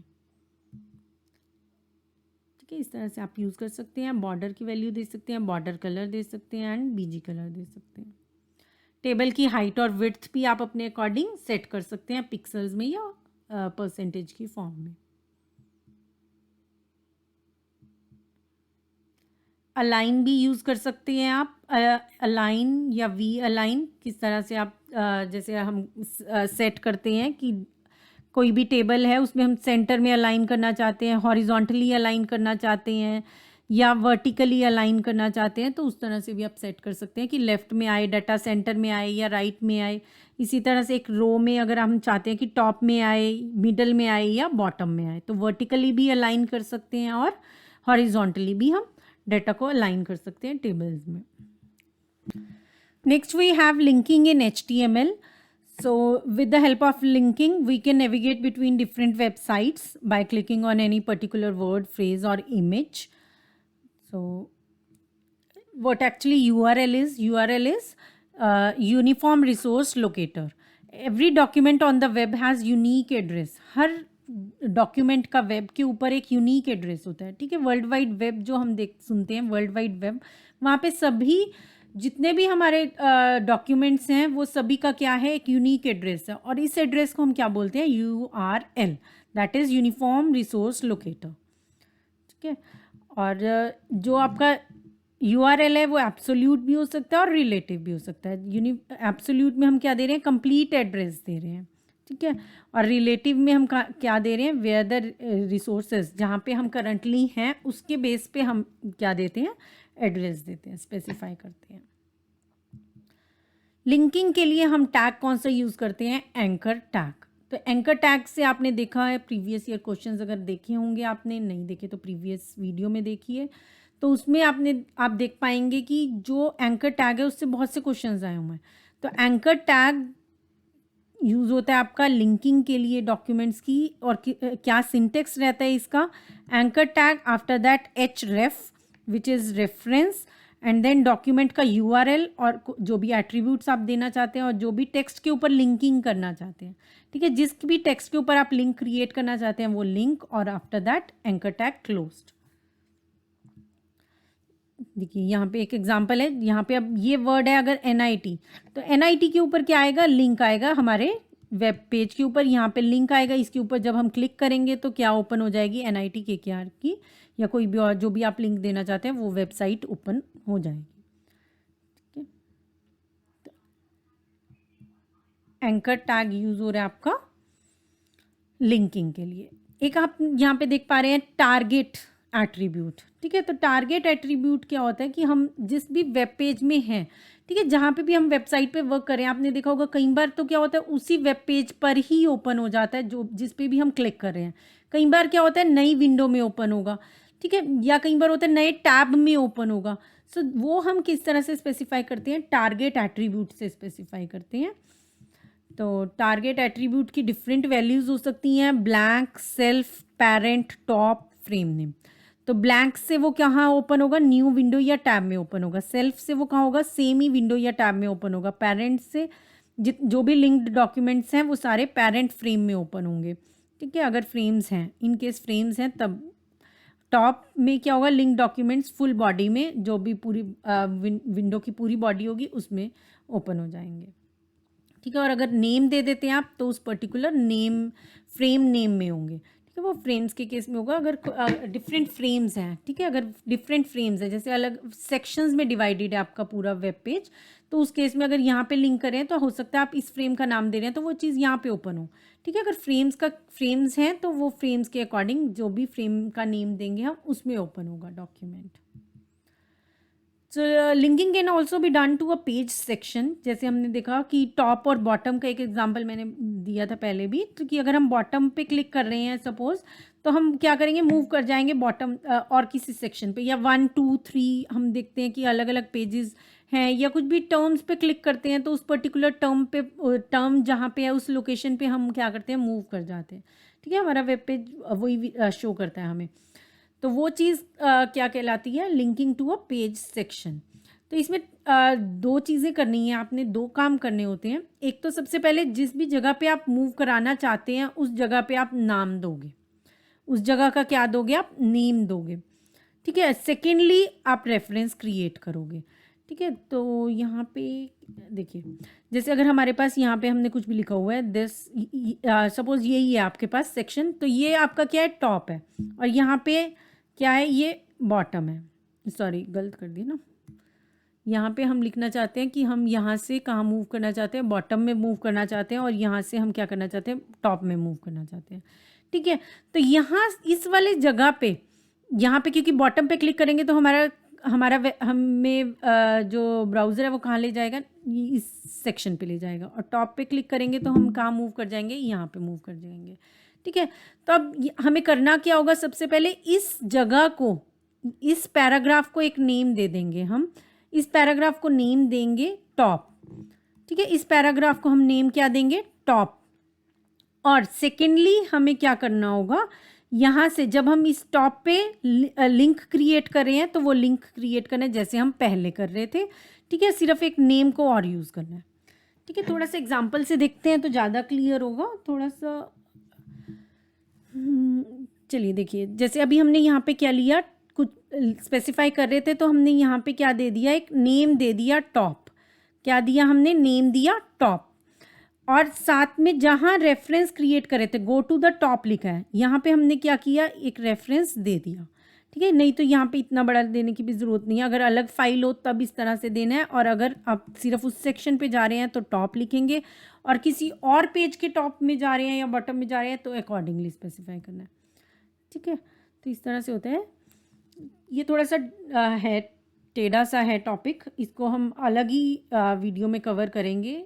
ठीक है, इन केस आपको लगा रिक्वायरमेंट है तो आप कमेंट सेक्शन में पोस्ट कर दीजिए, तो मैं इसके लिए ना अलग वीडियो बना दूंगी।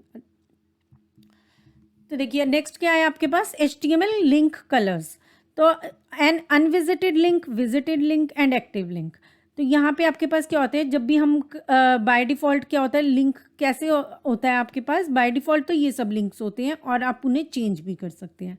3 तरह के लिंक होते हैं हाइपर लिंकिंग में। जब हम अनविजिटेड होती है कोई भी जो भी लिंक है वो अनविजिटेड होता है, तब तक वो अंडरलाइंड और ब्लू कलर में शो होता है। ठीक है, हम सब लोग देखते हैं कोई भी अगर लिंक होगा वो ब्लू कलर में शो होता है, और जब भी हम विजिट कर लेते हैं तो वो चेंज हो जाता है पर्पल कलर में, और जब उसके ऊपर हम लेकर जाते हैं कर्सर, जब वो एक्टिव होता है तो वो, जब उस पर क्लिक किया एक्टिव होता है तो वो कौन से कलर में शो होता है, रेड कलर में। और ये क्या होता है आपका, चेंज भी हो सकते हैं। ठीक है, तो HTML में लिंक कलर्स 3 होते हैं, अनविजिटेड, विजिटेड और एक्टिव, और उनके कलर्स कौन कौन से होते हैं, ब्लू, पर्पल एंड रेड। इसी तरह से हम HTML में लिंक जो क्रिएट कर रहे हैं वो इमेज के ऊपर भी कर सकते हैं। तो उसके लिए हमें क्या करना होगा, देखिए href तो आप यूज़ कर ही रहे थे, href is equals to link.html, और यहाँ पे आप क्या ले रहे थे, कोई भी कंटेंट ले रहे थे, अदरवाइज इसकी जगह हम क्या ले रहे थे, कोई भी कंटेंट। अब हमने क्या किया, यहाँ इमेज इंसर्ट कर दी। ठीक है, तो ये चीज़ भी इम्पॉर्टेंट है, आपको पता रहना चाहिए कि यहाँ पे हमने क्या किया है, एक लिंक क्रिएट किया एंकर टैग के थ्रू, और यहाँ पे क्या किया, इमेज। तो अभी क्या होगा, जैसे अगर सपोज हम एक इंडिया का ही वो बनाते हैं, सही से नहीं बनाया ना, तो देखिए अगर हमने सपोज कोई कुछ और ले लेते, कोई भी इमेज है आपकी, ठीक है, तो एक हाउस बना लेते हैं सिंपल। तो ये कोई भी इमेज है, तो हमने क्या करना है, इसके ऊपर जब हम क्लिक करें तो हमारा क्या खुल जाए, कोई भी एक housing.com खुल जाए। ठीक है, हम कोई भी एक सेल परचेज़ की साइट बना रहे हैं, ठीक है, तो हमने क्या किया, इस हाउस के ऊपर क्लिक करने पे housing.com खुल जाए। तो अब इस इमेज के ऊपर हमने जब लिंकिंग करनी है तो क्या होगा, ये इमेज आप पहले इंसर्ट करोगे और फिर इसके ऊपर लिंक क्रिएट करोगे। इमेज इंसर्ट करने के लिए आप img टैग यूज़ करोगे और वो इमेज आ जाएगी, और इसके ऊपर लिंकिंग करने के लिए आप क्या करोगे, एंकर टैग यूज़ करोगे और लिंक कर दोगे, तो वो link.html खोलना चाहे वो खुल जाएगा, housing.com खोलना चाहे वो खुल जाएगा, तो जो भी ओपन करना चाहेंगे वो ओपन हो जाएगा। मार्की टैग फेवरेट टैग होता है सबका कॉलेज में। जब करते हैं HTML पढ़ते हैं या कोई भी डॉक्यूमेंट्स बनाते हैं तो सबसे पहले मार्की टैग को यूज़ करते देखते हैं, है ना। तो मार्की टैग क्या करता है, स्क्रॉल करने के लिए यूज़ होता है। कोई भी आपने टेक्स्ट क्या करना है, स्क्रॉल करना है थ्रू योर पेज, ठीक है ना, लेफ़्ट टू राइट हो जाता है, राइट टू लेफ़्ट हो जाता है, तो उसके लिए हम क्या यूज़ करते हैं, मार्की टैग। विड्थ दे सकते हैं कि कितने एरिया तक जाएगा, वो सिर्फ यहाँ तक आप मूव कराना चाहते हैं या पूरे पेज में कराना चाहते हैं, विड्थ आप दे सकते हैं। डायरेक्शन दे सकते हैं, लेफ़्ट टू राइट जा रहा है या राइट टू लेफ़्ट जा रहा है। राइट देंगे तो लेफ़्ट टू राइट जाएगा, अदरवाइज वो राइट टू लेफ़्ट जाएगा, ठीक है। डायरेक्शन अपवर्ड देंगे तो अपवर्ड डायरेक्शन में मूव करेगा। नेक्स्ट आप क्या आता है, फ्रेम। फ्रेम क्या करते हैं, डिवाइड करने के लिए ब्राउज़र की विंडो को मल्टीपल सेक्शंस में। तो यहाँ पे देख लेते हैं फ्रेम्स के लिए हमें क्या कौन से टैग्स यूज़ करने हैं, ठीक है। फ्रेम्स क्या है, अभी बहुत कम यूज़ होता है, अब नहीं यूज़ होता है, लेकिन फिर भी स्टिल पता होना चाहिए। फ्रेम सेट टैग यूज़ कर रहे हैं आप, बॉडी की जगह फ्रेम सेट टैग यूज़ होगा, ठीक है। फ्रेम सेट टैग यूज़ होगा आपका, बॉडी नहीं यूज़ होगा। और फ्रेम सेट डिफाइन करेगा किस तरह से आप उसे कर रहे हैं डिवाइड, और फ्रेम टैग यूज़ होगा, ठीक है। तो एक बार देख लेते हैं किस तरह से यूज़ करने हैं आपने। देखिए बॉडी टैग नहीं यूज़ की है, और फ्रेम सेट रोज़। अब ये अगर आपका एक विंडो है, ये आपका वेब पेज है, तो ये क्या करेगा, इसे 30, 40 और 30 की उस रेशियो में डिवाइड कर देगा, ठीक है। तो ये 30% हो गया, सपोज़ ये 30% हो गया और ये 40% हो गया, ठीक है, ये एरिया डिवाइड हो गए और यहाँ पे आपका कौन कौन सी फाइल्स ओपन होंगी, यहाँ पे v.html ओपन होगी और यहाँ पे a.html ओपन होगी, यहाँ video.html ओपन होगी। ठीक है, अलग अलग पोर्शंस में अलग अलग फाइल्स आप ओपन कर सकते हैं, जो कि हम अभी तक अगर एक ही फाइल एक वेब पेज पे एक फाइल ओपन कर रहे थे, तो यहाँ पे आप क्या कर सकते हैं, डिफरेंट फाइल्स ओपन कर सकते हैं। फ्रेम क्या कर रहा है, आपके विंडो को डिफरेंट सेक्शंस में डिवाइड कर दे रहा है और डिफरेंट सेक्शंस में आप डिफरेंट फाइल्स को ओपन कर सकते हैं। ठीक है, तो फ्रेम सेट जहाँ पे आप डिवीजन कर रहे हैं उसके लिए तो आप लेंगे फ्रेम सेट टैग। जब डिविजन्स कर रहे हैं रोज़ में या कॉलम्स में, रोज़ में कर रहे हैं रोज़, कॉलम्स में कर रहे हैं तो कॉलम्स, और रोज़ और कॉलम्स दोनों में भी कर सकते हैं। तो उसके लिए आप क्या यूज़ करें, frameset tag. Frameset tag no frames अगर आपका सपोर्ट नहीं करता ब्राउज़र तब लिखने की ज़रूरत होती है, तो फिर वो यहाँ पे बॉडी में ये चीज़ को शो कर देता है। तो और फ्रेम्स में आप क्या देंगे, फिर सोर्स देंगे, इसकी इस पर्टिकुलर फ्रेम में कौन सा ओपन हो, इस पर्टिकुलर फ्रेम में कौन सा ओपन हो और इस पर्टिकुलर फ्रेम में कौन सी फाइल ओपन हो। इसी तरह से कॉलम्स में अगर आप डिवाइड करना चाहते हैं वेब पेज को, तो वो कॉलम्स में भी डिवाइड हो जाएगा, 25%, 50% एंड 25%। डिक्शनरी आपने रिप्रेजेंट करनी है, कुछ भी कई बार होता है इस तरह से, बहुत बार होता है कि आप यहाँ पे क्लिक करें, यहाँ पे फाइल ओपन हो। ठीक है, बहुत से वेबसाइट्स पे ऐसा आपने देखा होगा। नेक्स्ट, अगर हम रोज़ में और कॉलम्स में डिवाइड करना चाहते हैं, देखिए इसका आउटपुट किस तरह से होगा। फ्रेम सेट लिया, ये पेज है, सबसे पहले हम रोज़ में डिवाइड करें, तो 30% is this, suppose 70% is this. अब 30% वाला जो रो है, फर्दर क्या कर दिया, नेस्टिंग कर दिया, तो 30% वाले रो में 50-50% हो जाए कॉलम्स। ठीक है, अब इसमें कौन सी फाइल ओपन होगी, ये ऑलरेडी फाइल्स बनी हुई हैं हमारे पास, फाइल 1.html, फाइल 2.html। अब फर्दर सेकंड, ये वाला तो हो गया फर्स्ट रो के लिए, फर्स्ट रो के लिए फर्दर कॉलम में डिवाइड कर दिया दिस टाइप एंड दोनों में सोर्स दे दिया, ये और ये ओपन हो गया। उसके बाद कॉलम्स में सेकंड रो पे आए तो उसको भी फर्दर हमने क्या किया, दोनों में डिवाइड कर दिया। अब इसमें कौन सी फाइल ओपन हो जाए, फाइल 3, और इसमें कौन सी फाइल ओपन हो जाए, फाइल 4। ठीक है, तो इस तरह से हमारा फ्रेम्स वर्क करता है। फ्रेम्स में हम वर्क कर सकते हैं इनफैक्ट। ठीक है, नेक्स्ट आपके पास क्या है कि अगर आपने मल्टीमीडिया को एम्बेड करना है अपने वेब पेज में, तो अगर ऑडियो टैग, ऑडियो फाइल को कोई ऐड करना है तो आप ऑडियो टैग सिंपली यूज़ कर सकते हैं। अभी ऑडियो टैग यूज़ होता है। ठीक है, पहले हम अलग तरह से करते थे, अभी HTML5 सपोर्ट करता है ऑडियो टैग को, तो ऑडियो टैग यूज़ करेंगे और सोर्स आप डालेंगे तो आपका वो ऑडियो फाइल क्या होगी, वहाँ पे आ जाएगी और बटन होगा प्ले बटन, प्ले से प्ले करेंगे तो प्ले हो जाएगा। सिंपली आपको क्या लेना है, कौन सा टैग लेना है, ऑडियो टैग लेना है, और उसके बीच में आपने सोर्स लेना है। डिफरेंट सोर्सेज आप ले सकते हैं, एक से ज़्यादा सोर्सेज ले सकते हैं। जैसे आपने देखा होगा कई बार सॉन्ग्स प्ले करने के लिए हम यूज़ करते हैं या वीडियो प्ले करने के लिए यूज़ करते हैं, तो उस तरह से। ठीक है, इसी तरह से वीडियो टैग, वीडियो के लिए आप यूज़ करेंगे वीडियो टैग, वीडियो एलिमेंट, और उसकी हाइट और विड्थ भी, क्योंकि वो एक प्लेयर की तरह आपके स्क्रीन पे होगा, तो उसकी हाइट और विड्थ भी आप सेट कर सकते हैं। और जो भी आप URL या देंगे तो वो सोर्स में वो स्पेसिफाई कर दीजिए, तो वो आपका म्यूज़िक यहाँ पर आपके वेब पेज में एम्बेड हो जाएगा।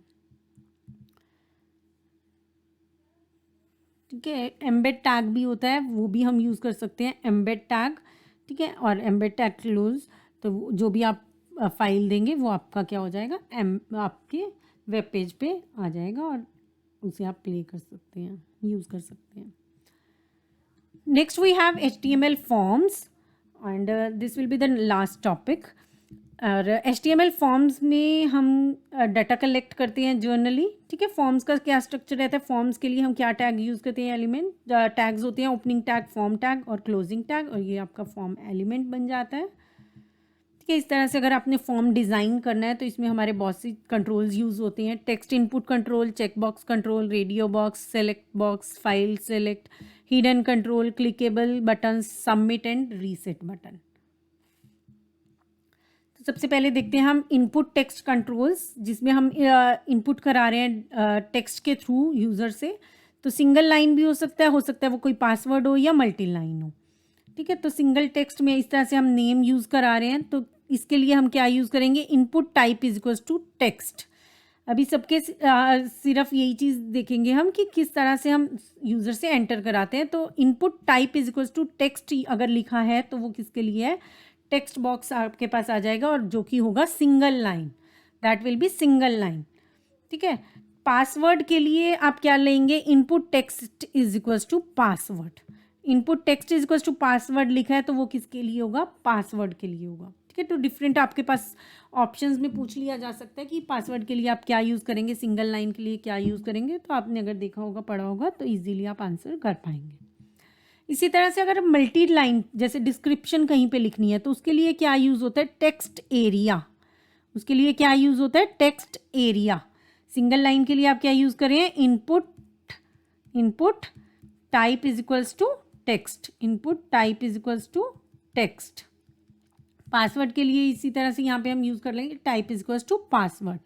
और मल्टी लाइन के लिए हम क्या यूज़ करें, टेक्स्ट एरिया। रोज स्पेसिफाई कर सकते हैं, कॉलम स्पेसिफाई कर सकते हैं, और जो यहाँ पे लिखा आएगा वो भी स्पेसिफाई कर सकते हैं, नेम भी उसका देंगे। ठीक है, text area multi line input के लिए। चेकबॉक्स कंट्रोल के लिए आप क्या लिखेंगे, input type is equals to checkbox. Checkbox ये क्या है, आपके चेकबॉक्स, तो इसके लिए आप क्या यूज़ करेंगे, input type is equals to checkbox. Radio buttons के लिए यूज़ करेंगे input type is equals to radio, input type is equals to radio. Drop down list के लिए आप यूज़ करेंगे select name is equals to drop down, select name is equals to drop down. और option एक और tag use करेंगे, option value is equals to math. जो already आप सेलेक्ट करना चाहते हैं उसके साथ सेलेक्टेड लिखेंगे। और आफ्टर दैट फिजिक्स मैथ्स, जो भी आप सब्जेक्ट जो भी आप बनाना चाहते हैं वो बना सकते हैं। तो यहाँ पे आप select name is equals to क्या लेंगे, ड्रॉप डाउन। और उसके बाद ऑप्शंस में आप क्या लेंगे, डिफरेंट जो भी आप लिस्ट में ऑप्शंस देना चाहते हैं। Next button controls. अब उसके बाद एक फॉर्म तो बन गया, लास्ट में हम क्या देते हैं, सबमिट, रीसेट, बटन्स जो भी हम देना चाहते हैं। तो उसमें input type is equals to submit, अगर सबमिट है। रीसेट करना चाहते हैं तो input type is equals to reset होगा। ओके या कुछ भी करना चाहते हैं तो input type is equals to button simply. और इमेज कोई भी देना चाहते हैं तो कई बार इमेज हम दे देते हैं, तो उसके लिए क्या आएगा, input type is equals to image. File upload box होता है, तो उसके लिए आप इस तरह से आपका आउटपुट होता है, चूज़ फाइल करना है, अपलोड करनी है। अगर हमने कोई भी फॉर्म्स हैं आजकल जैसे DMCs या कुछ भी अपलोड करना है, फोटोग्राफ अपलोड करते हैं, कोई भी फॉर्म्स हैं, ऑनलाइन ही है सभी चीज़ें, तो उसके लिए आपके पास क्या, input type is equals to file, input type is equals to file, name is equals to file upload, accept is equals to image. Grouping भी कर सकते हैं हम, डाटा की इस तरह से ग्रुपिंग कर देते हैं, तो ये किसके थ्रू होता है, फील्ड सेट के थ्रू। तो देखिए फील्ड सेट हम यूज़ करेंगे, फील्ड सेट जो टैग है आपका एलिमेंट है वो इसके किसके लिए यूज़ हो रहा है, इस तरह से हम उसे क्या करना चाहते हैं, इंफॉर्मेशन को सेट कर देना चाहते हैं। ठीक है ना, ग्रुप कर देना चाहते हैं रिलेटेड इंफॉर्मेशन को। तो इस तरह से पर्सनल है, उसके बाद सपोज एजुकेशनल क्वालिफिकेशंस हैं, ये इस तरह से हम अलग अलग क्या कर देना चाहते हैं, सेक्शंस में डिवाइड कर देना चाहते हैं, तो उसके लिए ये यूज़ करेंगे। लीजेंड उसका कोई टाइटल की तरह देना चाहते हैं तो वो आ जाएगा, बाकी उसमें क्या आ जाएगा, बाकी सभी जैसे फर्स्ट नेम, लास्ट नेम, वो आपके text, input type is equals to text, input type is equals to text. फिर इसी तरह से सबमिट का बटन हम यहीं पे प्रेस करना चाहते हैं तो सबमिट का बटन दे देंगे। ठीक है, तो ये क्या है, बेसिकली फील्ड सेट, जहाँ पे हम फॉर्म के डाटा को ग्रुप करना चाह रहे हैं। And lastly we have method attributes in which we have two methods, post and get. So post method क्या है आपका, ये किस लिए मेथड्स बेसिकली किस लिए यूज़ हो रहे हैं, जब भी हम सबमिट करते हैं ना फॉर्म को, तो वो जो हमारी इंफॉर्मेशन है वो किस तरह से जा रही है, तो उसके दो वेज हो सकते हैं, पोस्ट एंड गेट। जब भी हमारा पोस्ट होगा तो वो किस फॉर्म में जाएगा, अलग से फाइल की फॉर्म में जाएगा, और जब गेट होता है तो वो किस फॉर्म में जाता है, URL के साथ ही सबमिट होकर जाता है। ठीक है, ये सब चीज़ें हमने कॉलेजेस में की हुई हैं, जस्ट आपको रिमाइंड कराने के लिए। ठीक है ना, तो यहाँ पे आपका गेट क्या है बेसिकली, तो जब भी आपका इंफॉर्मेशन जब भी हम सबमिट करते हैं, आप देखिएगा कई बार जहाँ जिन भी वेबसाइट पे गेट अगर सेट हुआ होगा तो वहाँ पे जो इंफॉर्मेशन है हमारी वो URL के बाद ऐड होकर चली जाती है। ठीक है, तो बाय डिफ़ॉल्ट क्या होता है, यही होता है, आपका गेट ही होता है सबमिट करते हुए फॉर्म को। और हम अगर सेंसिटिव इन्फॉर्मेशन है तो हम चेंज कर सकते हैं पोस्ट में, ठीक है। तो पोस्ट में कब चेंज, इसमें हमारी जो है small amount of information send कर सकते हैं हम इसमें, लेकिन large amount of information send कर सकते हैं, ठीक है, क्योंकि ये यूआरएल में नहीं जा रहा है। यूआरएल में जाएगा तो हम स्मॉल इन्फॉर्मेशन सेंड कर सकते हैं, लेकिन पोस्ट किसके लिए यूज़ होता है, सेंसिटिव इन्फॉर्मेशन के लिए, जो आपकी थोड़ा सा ऐसी इन्फॉर्मेशन है जिसे हम शेयर नहीं कर सकते हैं पब्लिकली, तो उनके लिए आपका क्या यूज़ होता है, सेंसिटिव। और ये आपका सबमिट नहीं होता है एज इन यूआरएल के बीच में ही डिस्प्ले होकर नहीं जा रहा है, ठीक है। तो ये दो मेथड्स होते हैं। एक आपका होता है हाइपरटेक्स्ट ट्रांसफ़र प्रोटोकॉल, ये एप्लीकेशन लेयर प्रोटोकॉल है for transmitting hypermedia document such as HTML. That's all for HTML. Thanks for watching. If you have any doubts, you can post them in comment section. ठीक है, और भी अगर कोई आप topic cover करना चाहते हैं तो आप पोस्ट करिए उसे कमेंट सेक्शन में। I will try to cover that as soon as possible.